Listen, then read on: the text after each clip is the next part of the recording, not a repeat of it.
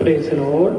Hallelujah, hallelujah, hallelujah.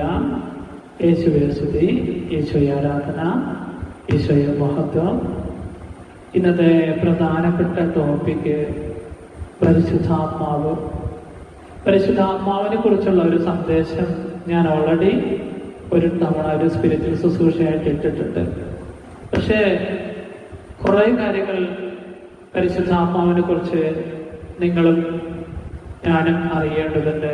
ഞാൻ ഓരോ സമയങ്ങളിൽ എൻ്റെ ജീവിതത്തിൽ കൂടുതൽ സമയം സ്പെൻഡ് ചെയ്യുന്നത് പരിശുദ്ധാത്മാവിലേക്കുള്ളൊരു യാത്ര. എന്താണ് പരിശുദ്ധാത്മാവ്? ഞാൻ വർഷങ്ങളായിട്ട് ശരിക്കും പറഞ്ഞാൽ പഠിക്കുന്നത്, സ്റ്റഡി ചെയ്യുന്നത് പരിശുദ്ധാത്മാവിനെ കുറിച്ചാണ്.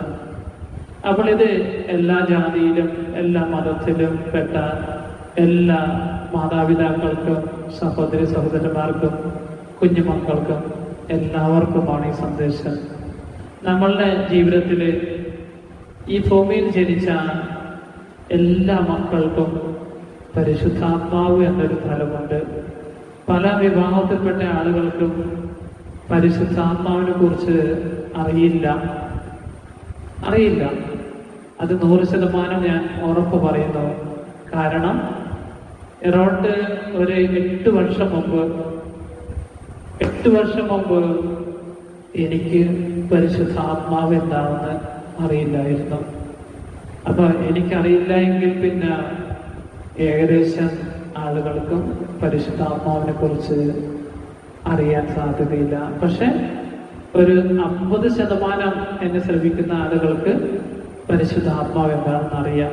പക്ഷെ 50% ആളുകൾക്ക് പരിശുദ്ധാത്മാവ് എന്താണെന്ന് അറിയില്ല. ചുമ്മാ പരിശുദ്ധാത്മാവിനെ കുറിച്ച് കേട്ടാൽ മാത്രം പോരാ, പരിശുദ്ധാത്മാവിനൊരു തലമുണ്ട്. ആ തലത്തെ കുറിച്ച് തലം എന്ന് പറഞ്ഞാൽ ഒരു പ്രയോറിറ്റി ഉണ്ട് നമ്മുടെ ജീവിതത്തിൽ. അത് നമ്മൾ അറിയേണ്ടതുണ്ട്. എങ്കിലേ നമ്മുടെ എല്ലാ കാര്യങ്ങൾക്കും പ്രാധാന്യമുള്ളൂ. കാരണം എല്ലാത്തിൻ്റെയും ഉറവിടം ശരിക്കും പറഞ്ഞാൽ ദൈവത്തിൻ്റെ പരിശുദ്ധാത്മാവാകുന്നു. നിങ്ങൾക്ക് സംശയം ഉണ്ടാവും, പക്ഷെ നിങ്ങൾ പരിശുദ്ധാത്മാവിനെ കുറിച്ച് പഠിക്കണം. ഞാൻ വർഷങ്ങളായിട്ട് പഠിച്ചുകൊണ്ടിരിക്കുകയാണ്, എന്നിട്ടും ഒന്നും ആയിട്ടില്ല. ഇനിയും ഒരുപാട് അറിയാനുണ്ട്.